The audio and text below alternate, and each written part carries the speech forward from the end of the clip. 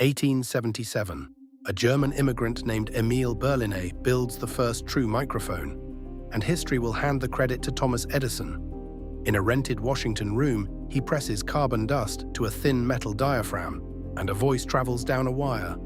10 years later, a second invention, and the same theft again. You have used his work today. If you spoke into a phone, the part that turned your voice into a signal is the direct descendant of what Berliner built on that workbench. If you have ever played a record, any record, vinyl or shellac, you held the exact geometry he patented 10 years later. Two inventions, both of them in your daily life, and the name most people attach to both?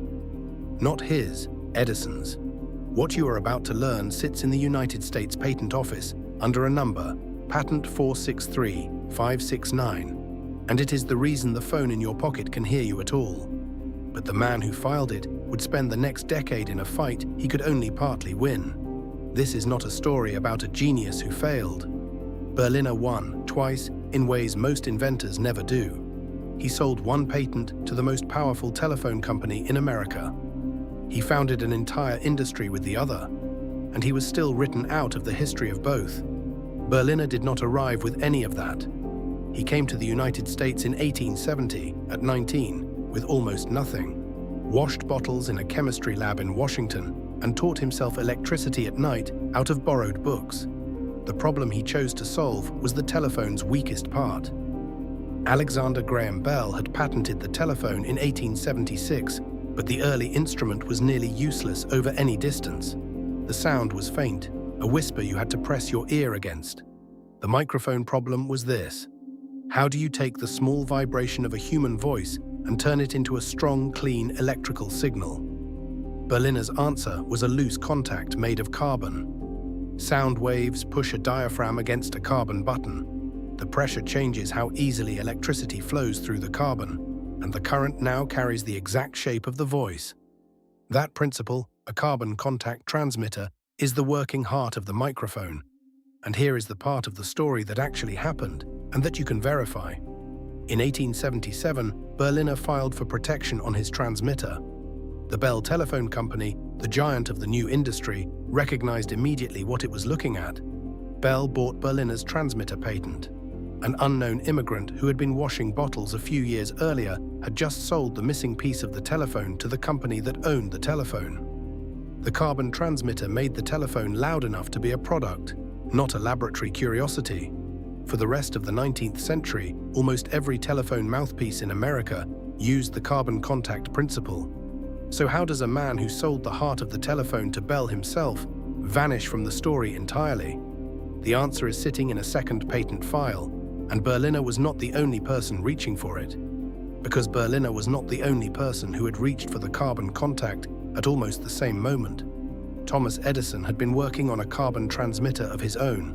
So had David Edward Hughes in England and Francis Blake in America. When several inventors arrive at the same idea within months, the United States Patent Office holds what it calls an interference, a long legal contest to decide who was first. The Berliner and Edison claims went into exactly that kind of fight. It ran for years. It did not end in a clean victory for Berliner. After years of argument, the courts ultimately credited Edison with priority on the carbon transmitter principle. Edison's patent issued. Berliner's claim to that specific principle did not prevail in the way Bell had hoped.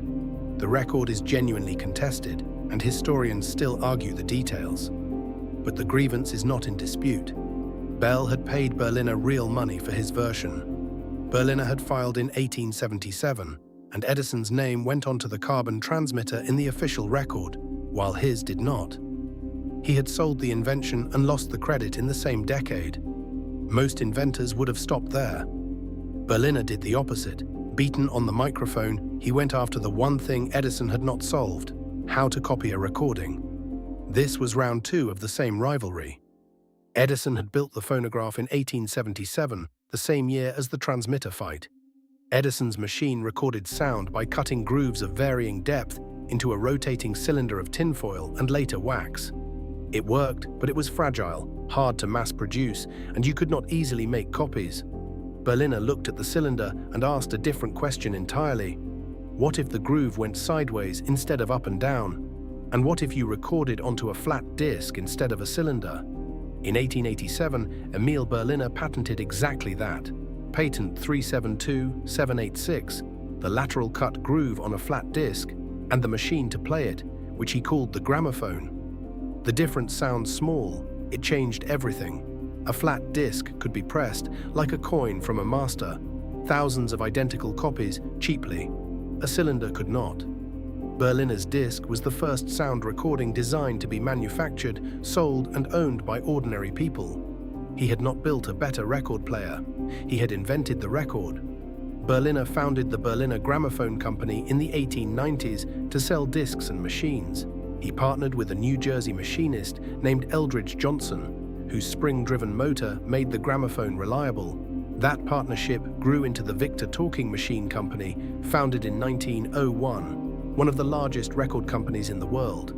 And the trademark of that lineage was a small dog, head tilted, listening to a gramophone horn. The painting was called His Master's Voice. It became one of the most recognized logos on Earth. Every part of it, the disc, the gramophone, the company, the dog, traces back to Berliner's 1887 patent. So how did his name vanish, twice, from inventions this large? Part of it was the priority fight he had lost on the microphone. Once Edison's name was on the carbon transmitter in the official record, the public story simplified to Edison invented the parts that record and carry sound. And part of it was the contrast between the two men. Edison ran a famous laboratory, employed an army of assistants, and was a relentless self-promoter who understood newspapers. Berliner worked quietly, often alone, an immigrant with an accent in a country that already had its inventor hero.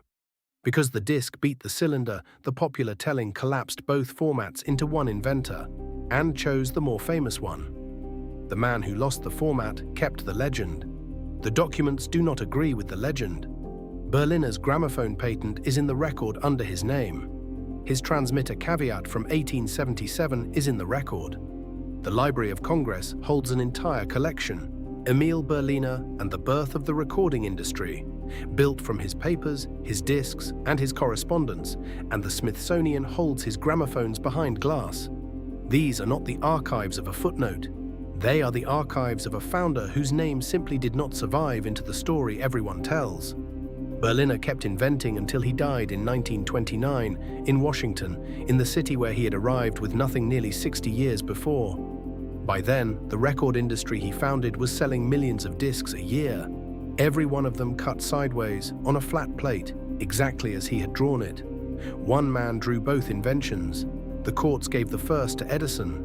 The public gave the second to Edison too. And the immigrant who actually held the patents got a collection in a library, a few gramophones behind glass, and a name almost nobody says out loud. Erased minds, case files on the people history forgot to thank. New shorts every Tuesday and Saturday, a full story every Wednesday and Friday.